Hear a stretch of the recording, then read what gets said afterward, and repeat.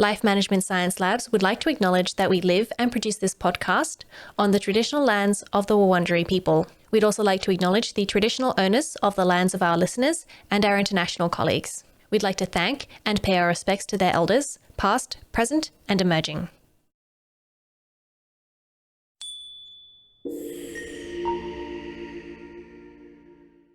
Hi everyone, and welcome to Room by Room, the Home Organisation Science Insights podcast, produced by LMSL, the Life Management Science Labs. We are champions of life management science, providing structured insights informed by science and inspired by practice on key aspects of conscious living. Each week we bring you scientific and practical insights on each element, with expert knowledge from professionals in the field. I'm your host, Gabriella Joustra, coming to you from Naarm, Melbourne, Australia. Let's get started. Hi everyone, and welcome back to the show. Today we're going to be talking about the importance of an organised children's room for both the children and their parents. And we're going to be talking with Sarah Renner, who is a professional home organiser and simplicity coach at Organise with Kids. Hi, welcome to the show.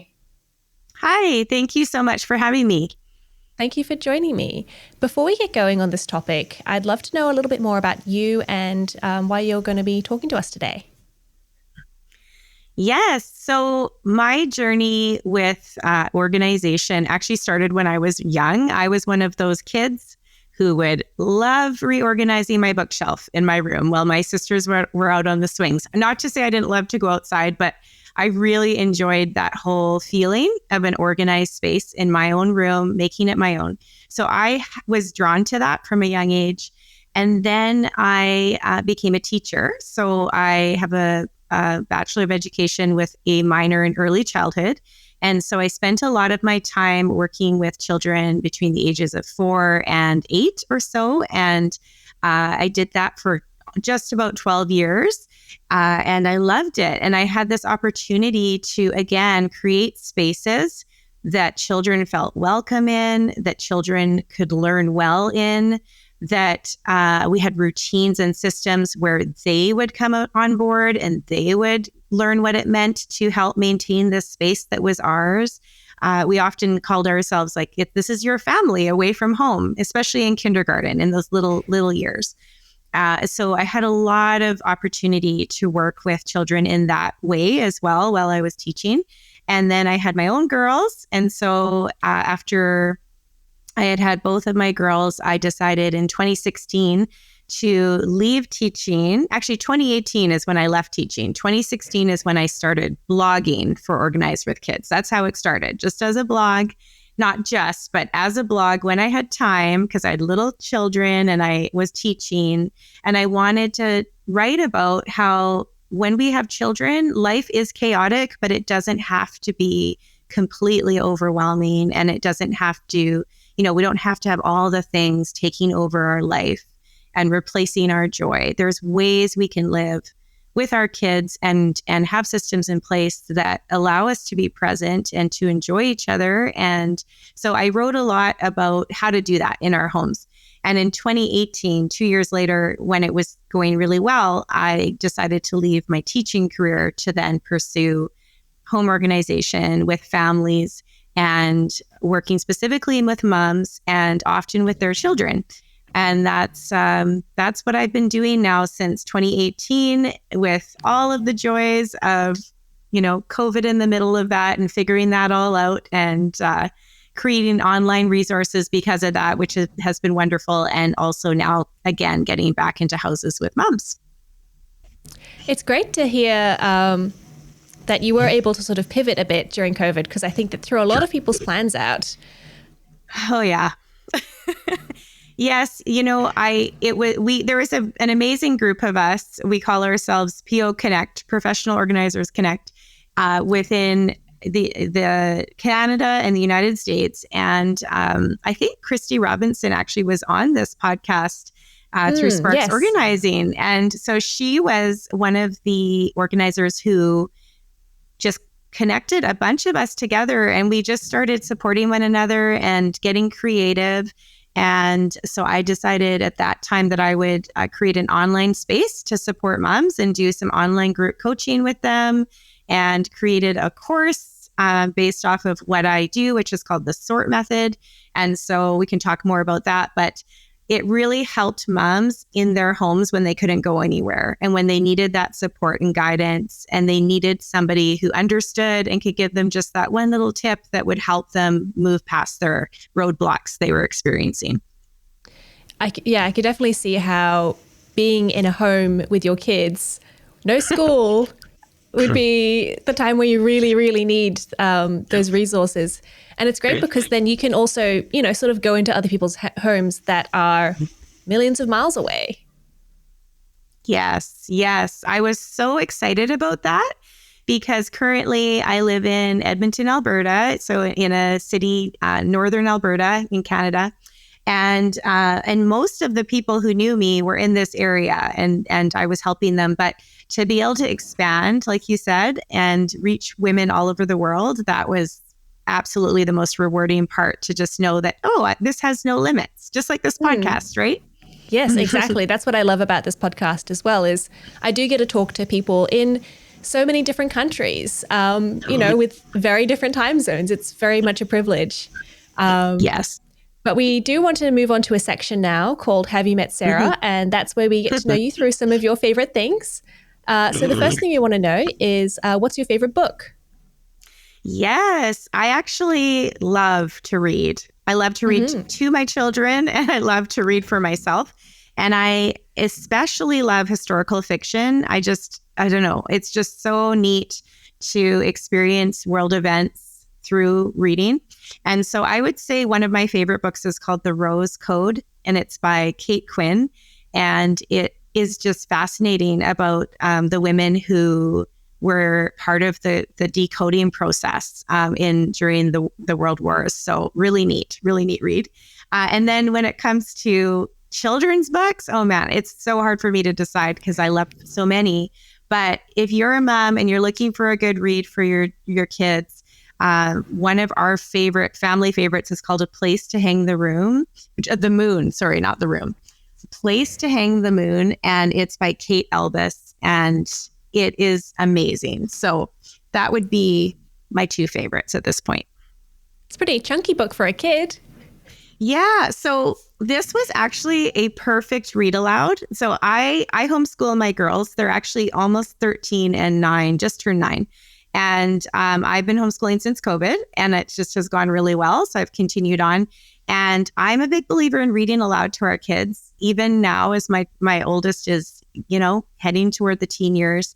And this book is perfect for reading aloud, but also for, I would say, probably about grade 3 or 4 and up for that. Okay, perfect. Good to know as well.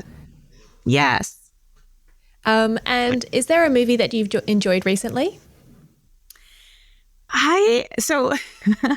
I would say one of my favorite movies that I just could watch again and again, but it has to be around Christmas time, is The Holiday. And it is just this heartfelt tradition that I have where I wrap presents and watch this movie every single year. So I would say, like, when I think about just shows that like a movie that I could just watch over and over again, it would probably be The Holiday. It's just very heartfelt and fun. I think it's great to have those traditions where you do watch the same movie every year. I don't know, it sort of connects every year to each other. Yes, it does. And it's like, we're here again. Okay, it's been a year. Here I am again, watching The Holiday, wrapping my presents, having a sip of wine. It's lovely. I love it. I look forward to it every year. Sounds perfect. And what about a podcast that you're listening to at the moment?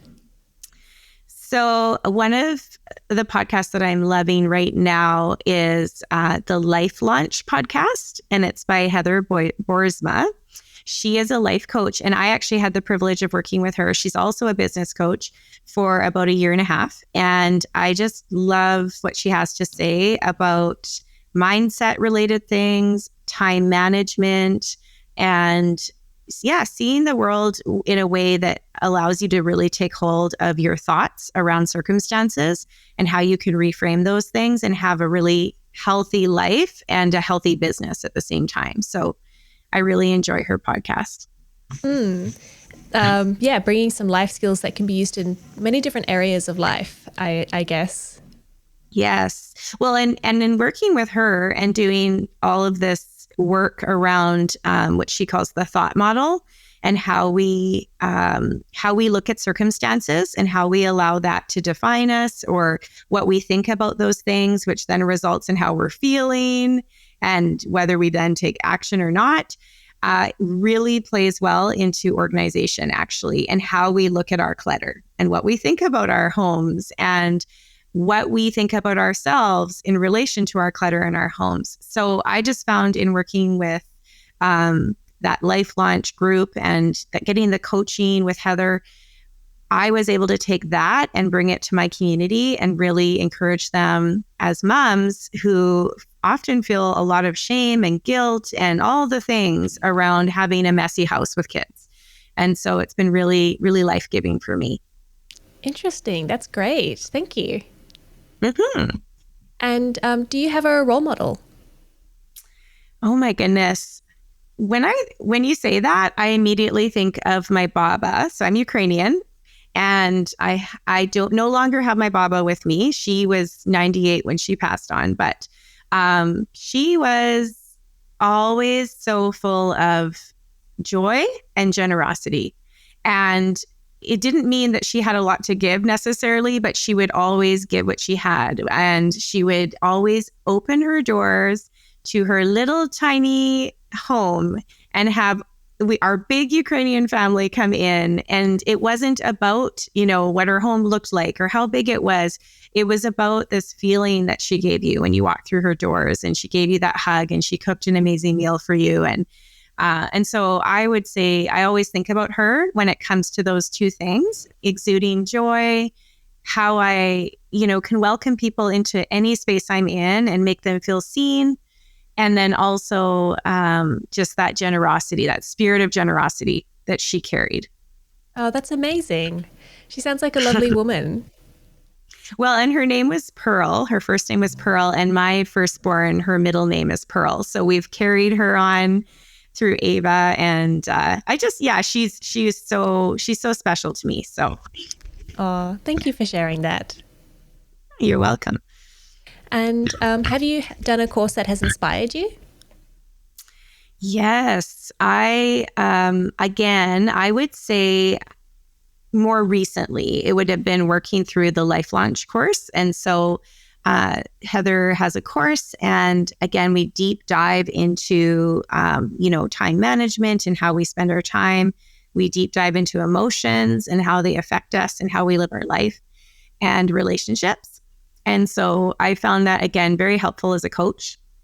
And actually, one of the first courses I think I've done in a long time, where I went and finished from start to finish and checked off every box. Because a lot of the time, I don't know if you're like this, you're really gung-ho in the beginning, but can sometimes peter off as time goes on. With her course, I was able to do it all and really enjoyed it. Honestly, it depends on if I've spent money on the course or not. Yeah. That's true. Yes. You're like, okay, this is an investment. I need to do this work. Yes. Mm-hmm, exactly. I get that.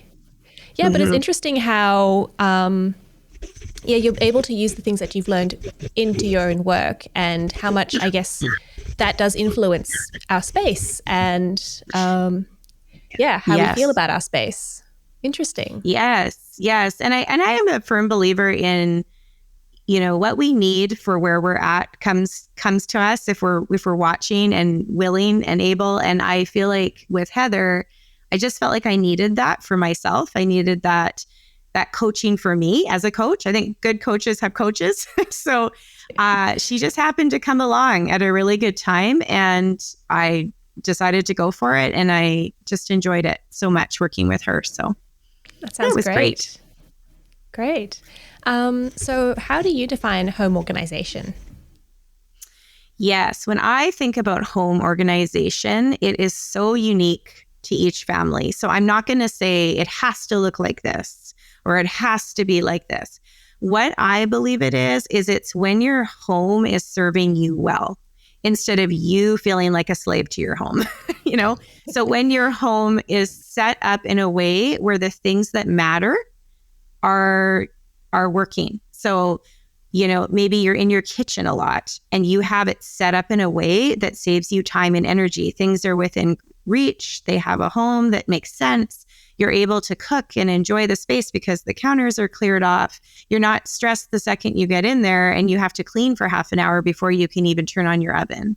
So that's an example of it. It's setting up spaces that are serving our current needs and allowing them to really, make what matters come to the forefront and not distract us from the work or the things or the people that we want to spend our time with. Interesting. And what's the challenge when you're trying to organize the home? I would say one of the biggest challenges is that we have too much stuff. And so when sometimes you'll see this where you will see or hear of, or you've done this, and I've been here, you will see all the things and you're like, you know what? I just need some pretty baskets. If I can just go out, buy some pretty baskets, put it all in there, it'll look good. It'll feel good.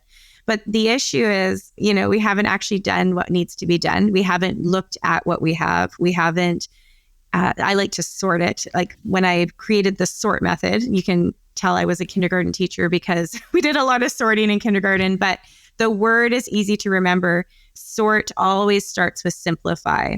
And then we organize. And then we think about how we can refresh our spaces. And then we can live transformed in those spaces. But a lot of us don't want to do that hard work of simplifying. We just want the organization piece. And so I think that what we'll do often is we will try to bypass that, buy the pretty bins, throw all the stuff in the bins, and we're wondering why it's still not working or helping us. So I would say that's one of the biggest obstacles is too much stuff, not taking the time to really go through it, or maybe not knowing how to start and do that work.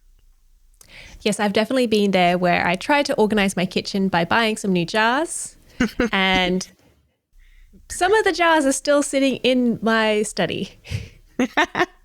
Yes. And actually you just brought up such a good point is when we go out to buy the things before we've done the work of knowing exactly what we even want in that space, we actually are buying without really knowing what we're buying for or why we're buying it.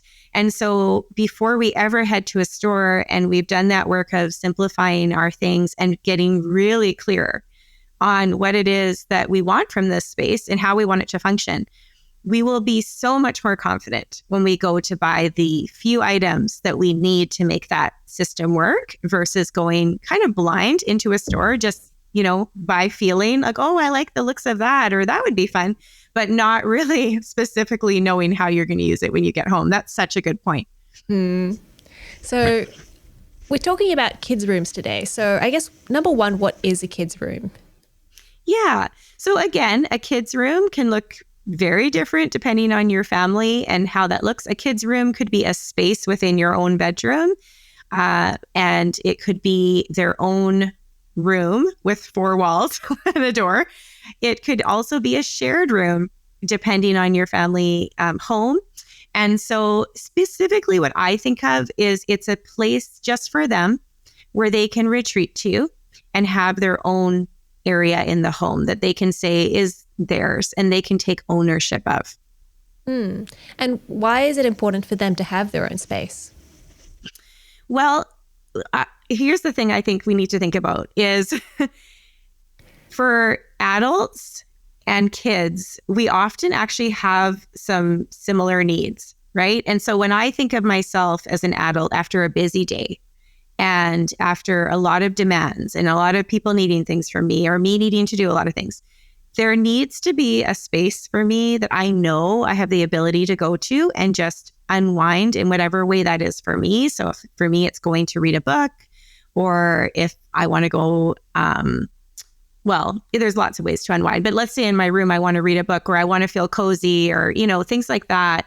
I think our kids are very similar. And so when we have had a busy day, maybe they're at school all day or they've had sports or they're trying to work through something with friends or a project or whatnot, to know that you have this space that you can call your own, that's your safe space where you can just unwind, you can just be you, nobody's asking you for anything. Our kids need that as much as we do in order to reset and keep going for the next day. Yes, I definitely really appreciated my own room, especially as a teenager. Yes. But I don't think I kept it particularly organized. Is it important for kids to have an organized bedroom? So here's the thing. When we have disorganization, specifically clutter, it absolutely does take a toll on our kids. But there's, a lot to be said for that. There's the messes that can happen. That's normal. Like, we're living in spaces, we're creating the messes. We do not want our homes to look like a show home. I would always say, where you're going to see a home, it's perfectly curated and nobody lives there. But when it gets excessive and it gets to the point where you are really surrounded by a lot of clutter, that's where we get into some emotional dysregulation. We get into things like decision fatigue. We will have trouble even with overvaluing stuff and things and almost becoming possessive of it. Because maybe we aren't being taught that we don't need something for life. We can release it after a while. And there's even, difficulty concentrating. So if a bedroom is a place for some kids where they need to go and they need to read or they need to do some homework, they may have a lot of difficulty in a space that has a lot of clutter and a lot of mess, or they might just be very distracted when they're in there. And I don't know about you, but when I sit down to work or to do anything that requires me to think, I want a nice clutter-free space. I don't want the distraction of seeing a bunch of things that are pulling my attention toward that thing rather than what I really want to be doing. And so our kids are very similar. And so what you'll find is, along with the ability to just go in there and do what they're supposed to be doing, whether that's, getting dressed for the day or getting ready for bed or doing a homework assignment, what's going to happen is they're just going to get overwhelmed by that space and forget what they're doing, or have maybe a little mental breakdown when all you ask them to do is get dressed for school.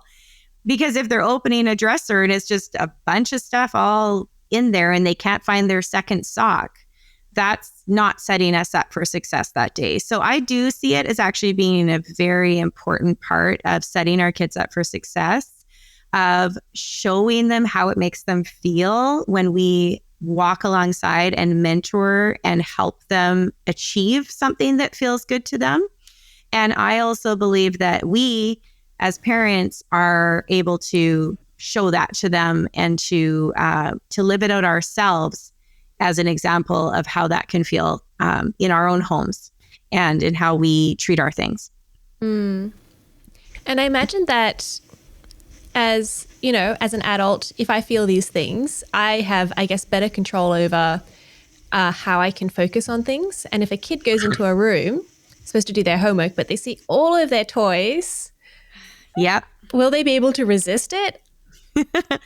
Well, I mean, if you think about it for yourself, right? If you have a similar thing, so if you're like, for me, I think, okay, I need to sit down and I need to prepare for this podcast, right? And if I come in here and I see, like, I don't know, yeah, for me it would be like all my favorite magazines I haven't read yet sitting all over my bed or something, right? I'd be like, ooh, maybe I should just sit down for a few minutes and read that before I start. But if those were never there in the first place and they were in a spot they were supposed to be that I had set up, then I'm sure I wouldn't have even thought to read those magazines. Mm-hmm. I would have just gone to my desk that was ready for me to work at and gotten things done. And you also mentioned that it's, really important for parents to teach their kids how to do this, how to organize their room, in order to set their kids up for success. Are there any other, reasons that parents should keep their kids' rooms organized? Absolutely. So what has happened for what research has shown is kids actually pick up a lot of what they're seeing you do. It's not even necessarily what you're telling them to do. It's what they are observing what you are doing. And so when you are able to show that you are walking the talk, that you are leading by example, they're going to then be more willing to listen to you and to have you help them and to know that you know what, it is important because I can see that mom seems to be really happy when she goes into her room and everything's set up for her and she can rest and relax. Just knowing that we are on the same team, but I have the ability to show you how this can look for you versus a parent's. I don't know if you can relate to this. If you've ever just said, go clean your room, just go clean your room. It's a mess. And you might get like this blank stare. You might get like tears or like just a meltdown because we need to teach the skill. Babies are not born knowing the life skill of organization. Unfortunately, they learn by seeing us do it. They learn by our mentorship. And so I am a huge, huge believer in starting young if you can. Typically, kids by the age of 2 or 3 actually can start to get this concept in their mind. And we, at the young age, we set them up for success by having a play space or a bedroom that is tidy and that has systems. And they just need to learn that. But as they get older, little by little, we give them a little bit more and a little bit more ownership and a little bit more. So, they start maybe decorating their room the way they want a little bit more, or they start collecting certain things they're interested in. But throughout that process, you're doing check-ins and you're helping and you're making sure that they're not feeling stuck. I think that support, that relationship is so key and so important and helps there to be this positive view around this whole idea of having a tidy, decluttered room and also feeling safe enough to then release items that our kids have grown out of without feeling, like I said earlier, that deep attachment to these things, to this toy they had when they were 2 that they haven't looked at or touched in 4 years, like that sort of stuff. So. And sort of as something my parents used to threaten to do as kids was, they would say, oh, go tidy your room. And then we would say, it is tidy. Everything's where it's supposed to be. And probably it wasn't. But then they would say, if you don't put away all your things, we're going to put it in a trash bag and we're going to take it to the op shop. We're going to throw it out. I imagine that would cause some attachment issues. Yes. And I'm actually not going to say I didn't do that once or twice. I have been there. And I mean, let's just put it on the table that I'm human. And so I have been there where I'm just like, listen, here's the garbage bag. Let's get things done. I never actually did do that. But, I get it. I get the level of frustration that happens sometimes when, as a parent, you're like, this is not good enough. So I think what we have to do, there's a few things. When we want to have these conversations around a child's bedroom, we need to think about, is the timing currently right? Do I have a hungry child? Do I have a tired child? Is it the very end of a long day? Maybe this isn't the best point. I really believe in good communication and giving our kids a heads up, just as we would appreciate that. And so saying something along the lines of, okay, I noticed that your room's getting a little messy.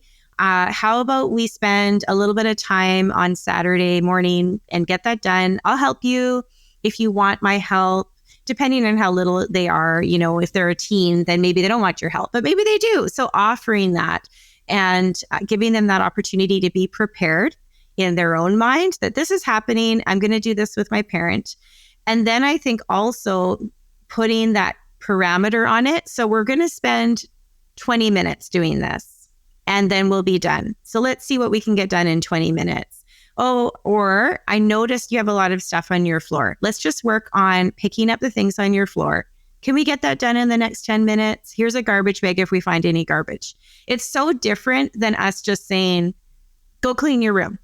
Mm-hmm. And it's, 7:30 p.m. and it's been a long day and we're just ready for bed and we weren't expecting that, versus the supportive communication between a parent and their child saying, we're going to do this thing and it's going to be then. And let's get set up for that. And I even have some more things to say prior to that, but I just wanted to say in terms of that, go clean your room in the moment. Everybody's frustrated. That's often really not going to go well. And like you said, well, my room is clean.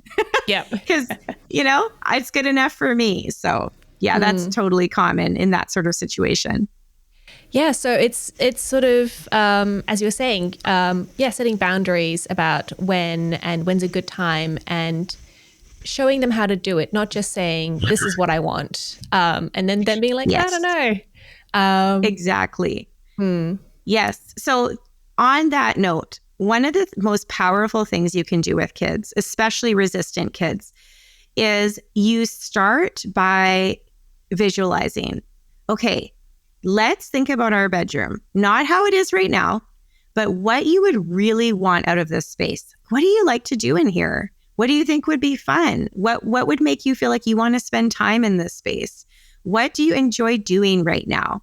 And your job as a parent is to really listen, even have like your phone out with your notes app and be taking some notes or write some things on a sticky note to show your child you actually really care about this. You're invested. You want to hear what they have to say. And then as you're listening to what they're saying, you're going to hear some themes. You're going to be like, oh, so you really love to read. Okay. So maybe we should set up a library in here, a library of books that you can access. Oh, so you're really into building Lego right now. Maybe we should have a Lego bin and maybe we can use this surface here to display all of your creations. Oh, so you're really into fashion right now. Okay, well, let's take a look at your closet and let's set it up so that it feels really fun for you to get dressed every day. So we're listening to what they're saying matters. And when they feel heard and when we don't make it about us and we don't think, oh, my child's room is a reflection of how good of a parent I am or not, which we can do when we think it's really out of control, and we really start saying what matters to you and we listen, then we have set this beautiful starting point for addressing the whole editing process when we're actually decluttering things and simplifying. Because we can say, oh, remember how you said like you're really into Lego? Are you still playing with, I don't even know, this toy over here? Does this matter as much as your building does in your Lego? And you're asking these really great questions. You're not coming in and saying, you have to get rid of that. And that's not okay. And I don't like that. You're saying, hey, remember when you told me that you like this? So does this work with that still? Or do you think it's time to let it go? Or do you think someone who's a little bit younger than you might be ready to try that out and we can donate it? Or maybe we can sell this and you can make some money and we can put that toward that Lego set you want.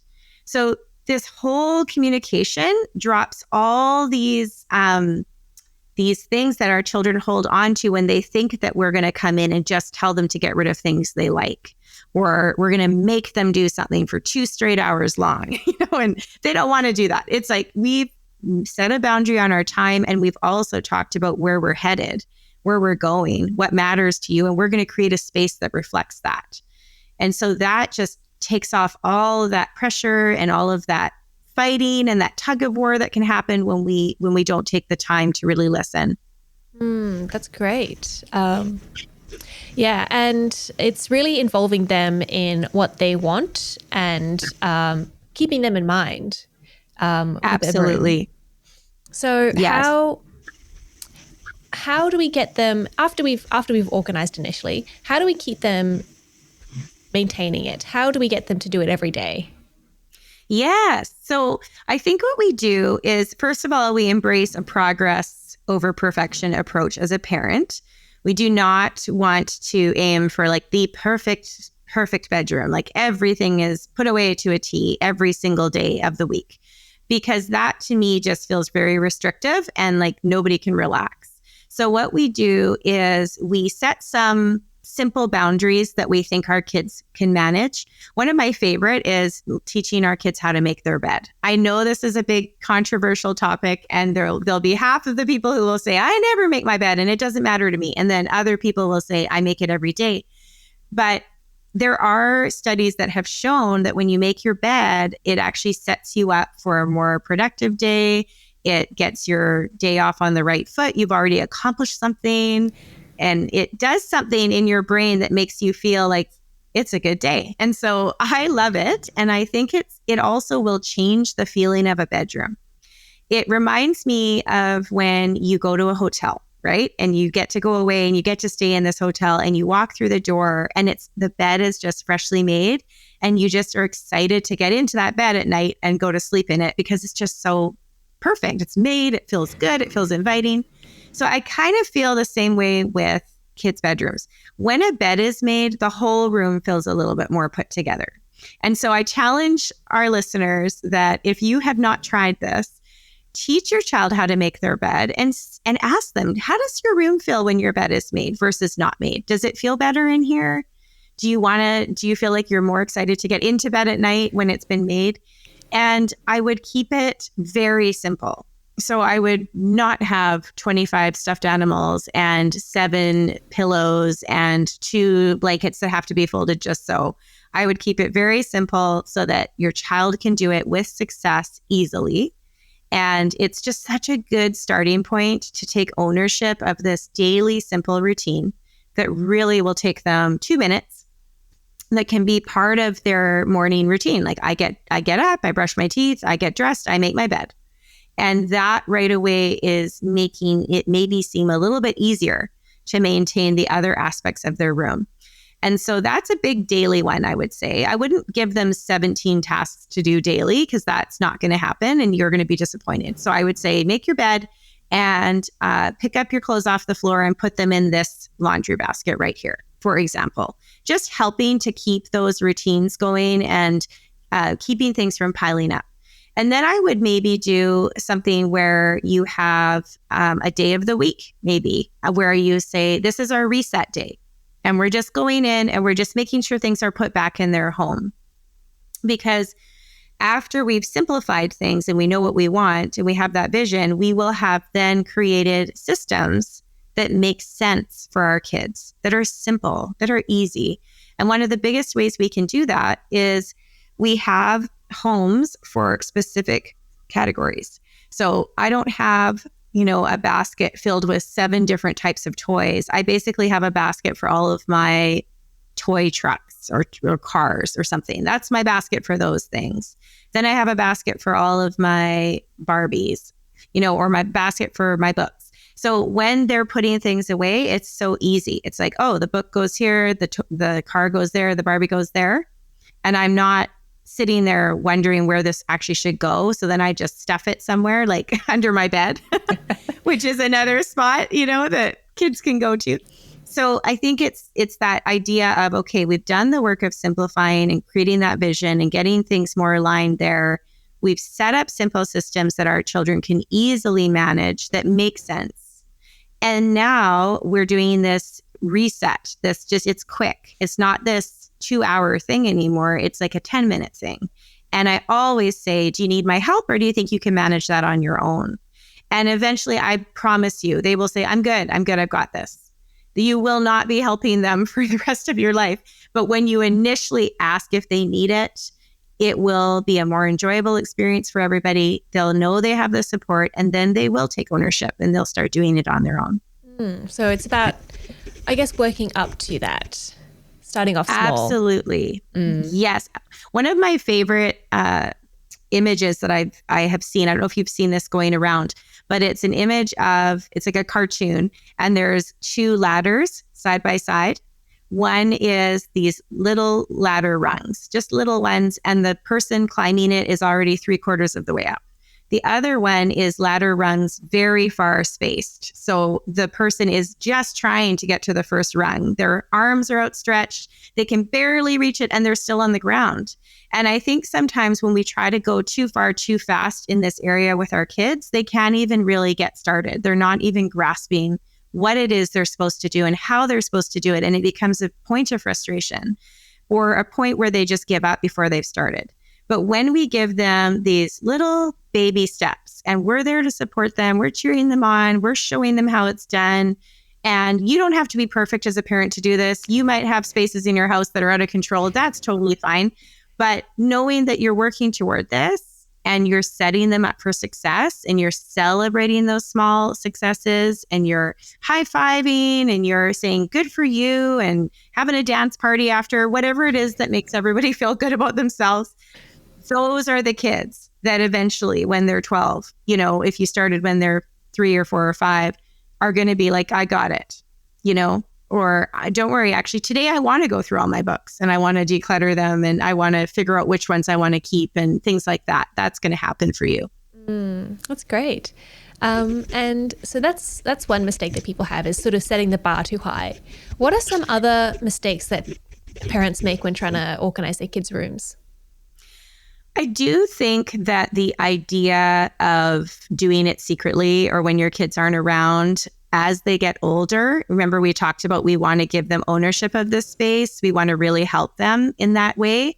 So when we just get fed up and we grab the garbage bag and they're at school and we're like just having a heyday, throwing everything in this garbage bag, that really is going to decrease that level of trust, not only in you, but in their ability to think that you trust that they can do it, that they have the ability to do it.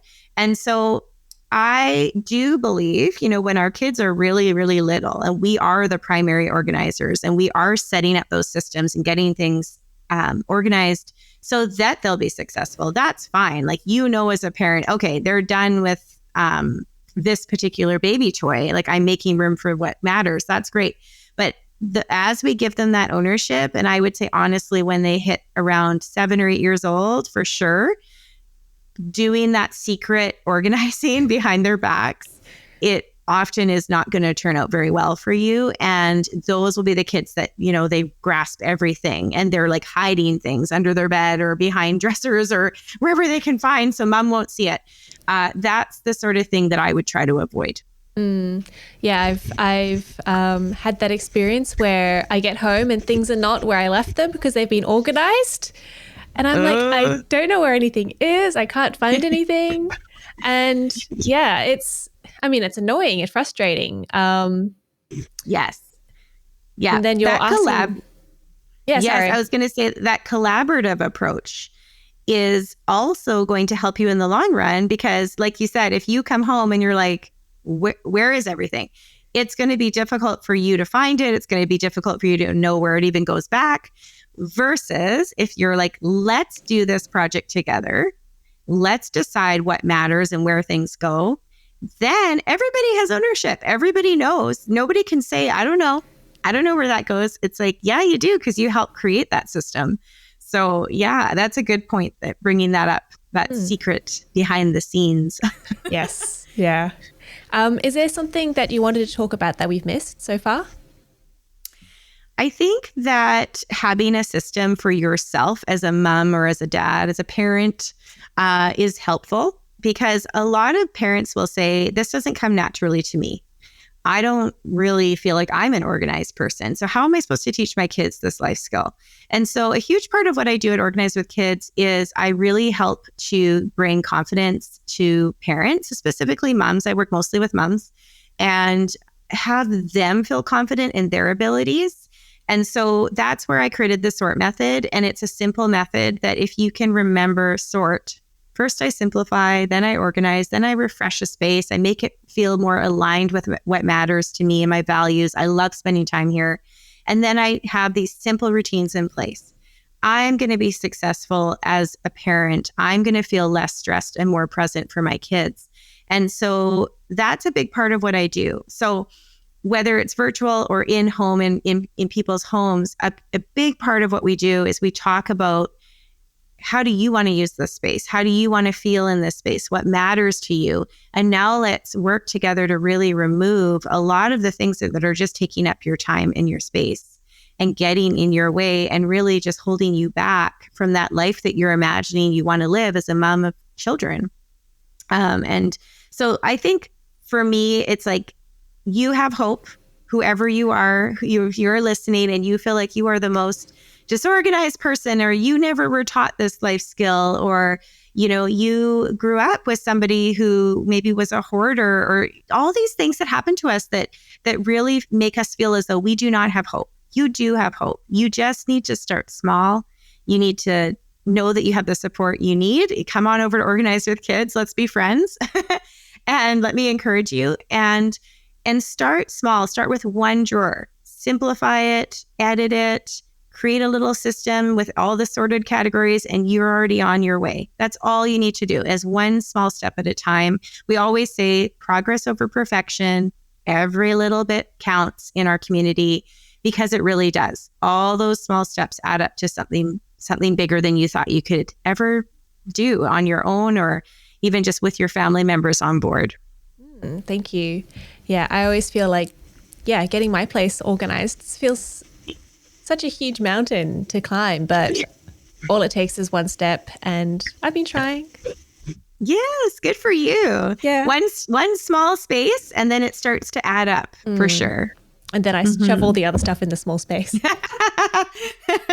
Then we have to simplify more. That's what we need to do. I think so. So what's a practice you do in your own home that you use to manage your kids' rooms? So I would say that we do a weekly reset. That would be, I touched a little bit on that. And we don't tend to do that on the weekend, to be honest, because I feel like our weekends are actually more about relaxing and enjoying each other's company. Everybody's home. My husband's a teacher, so he's home. We're not doing school or anything. So I don't actually overly like to do all these like house chores and cleaning on a Saturday unless there's a reason. We tend to do it. We pick a day in the week and we know that's the day. And again, when you have set up, that simplified space, that organized space, it will get easier and it will be less time. But we just say, okay, it's time for a room reset. And we'll turn on some music. I don't know, music just changes an environment right away. And I'll say to my kids, what song do you want me to play? What are you into right now? And it just helps us to know like we're having fun and we're getting focused on this. And we set a timer. We decide ahead of time again, okay, how much time do we want to put into this? Do we want 10 minutes, just a quick, or do we want to maybe spend a bit more time today? Maybe we say 30 minutes. And we put on that music, we put on that timer, and we get going with a reset, meaning we're looking at all the surfaces, right? And we're saying, okay, what's on the floor shouldn't be here. What's on the surfaces that isn't in its home? We're putting things back. We are grabbing those miscellaneous cups and bowls. I don't know why, but they're always in there. We're grabbing those. We're putting them not in the kitchen right away because that's going to derail us. We're just putting them in a spot or in a bin or something so we can take them after we're done. And then we feel like, okay, we just reset. We feel good again. And if you were somebody who was at the beginning of this process and you're not in a place where you just need to reset, that 10 or 15 or 30 minute time block can be used to tackle a certain category in that bedroom. So you could say, today we just want to look at books. Let's get all the books. Every book is coming to this one pile. And we're going to look at these books and we're going to make some choices today. Which ones do we still love and read and want? Which ones are we ready to move on from? And so at the end of your 10 minutes, maybe you were able to edit a pile of books. That's awesome. That means you're making progress. So that's what I would say is a regular weekly reset that we do. Okay, that'll make it a great habit as well. So perfect. So just before we move on, I just wanted to check, do you have time to do the open mic section? Sure, yes, I do. Okay, great. So our next section is the open mic section. So that's where you, the guest, get to talk about something that you're passionate about, and it doesn't necessarily have to be related to the topic. So what did you have in mind for today? Yes. So I had in mind that I wanted to talk to you about reading with your kids, not giving them a book and sending them away, but actually reading with your kids. And like I said earlier, I do have a degree in education and an early childhood minor. But in even homeschooling my children over the last almost 4 years now, I have grown so fond of and seen the impact of reading with my kids.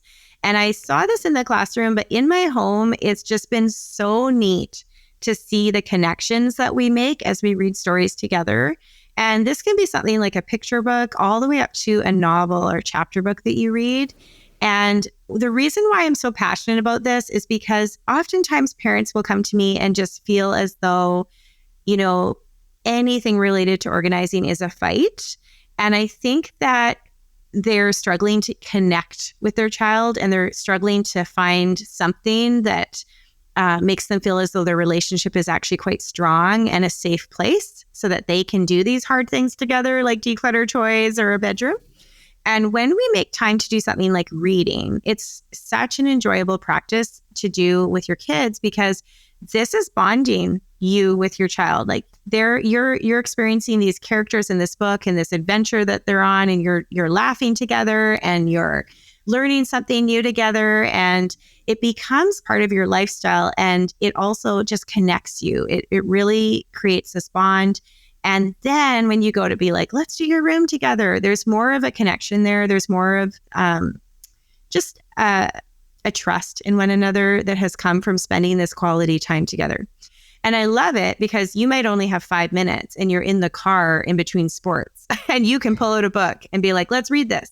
Or you might have it as more of a tradition that you do every day before bed for half an hour. That's great. Whatever it looks like for you, it's this point of connection for you and your child. And I think it's just as enjoyable for you as it will be for your kids. I haven't read with my parents since I mean, I'm quite old now, but since probably I was like first grade in my first year of school. And I just remember my mom used to fall asleep while reading a book to me. Yes. Well, and I think that was quite typical to think that way. And it was like, okay, little kids, before they can read, need to be read to. But as soon as they can read, they're good. They just go off and read by themselves. But it's actually been shown to be one of the most impactful things you can do with your kids. And if you have kids who are resistant to reading and they don't really like it, the other thing that works really well is audiobooks and listening to an audiobook together. And so, yeah, what your experience is very typical and very normal, that parents are like, oh, they can read, they're good. But in doing some research and experiencing it myself, and just the power of reading together and that experience has been shown to be really good for bonding with one another. And it makes sense because we bond with the characters in the books. And so why wouldn't you bond with the people who are listening or reading to you? Absolutely. And then it comes up in your life. You know, we'll be in the kitchen doing something and somebody brings up something that happened in one of the books and we're all laughing and we're remembering that. And it's just this, it's really beautiful. It's really a wonderful thing. And I actually really love a website. It's called the Read Aloud Revival. And Sarah Mackenzie runs that whole program, and you can go on there and you can get free book recommendations. She's always spot on for ages, and every book recommendation she's made I've loved. And then you can also become part of a community where they have author studies, and you can go on a Zoom meet and meet the author. You can do workshops with her. There's a mama book club. So if you're looking to kind of dig into this a little bit more, I would suggest starting there with Read Aloud Revival and seeing what you can find. Great. Thank you. And we'll put the that link in the show notes so people can find it easy. Great. Also, if people want to find out more about you and your website, social media, where can they find you?